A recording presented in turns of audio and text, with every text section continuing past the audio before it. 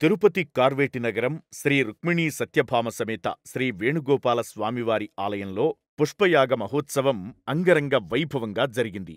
మధ్యాహ్నం 1:30 నుండి ఆలయంలో అర్చకుల వేద మంత్రోచ్చారణలు, మంగళ వాయిద్యాల నడుమ పుష్పయాగం వైభవంగా జరిగింది. తులసి, చామంతి, గన్నేరు, మల్లెలు, రుక్షి, కనకాంబరాలు, రోజా, తామర, కలువ, మొగలి రేకులతో స్వామి అమ్మవార్లకు యాగం నిర్వహించారు. బ్రహ్మోత్సవాల్లో గాని, నిత్య కైంకర్యాల్లో గాని అర్చక పరిచారకుల వల్ల, అధికార అనధికారుల వల్ల, భక్తుల వల్ల ఏవైనా తెలియక లోపాలు జరిగి ఉంటే వాటికి ప్రాయశ్చిత్తంగా పుష్పయాగం నిర్వహిస్తారు.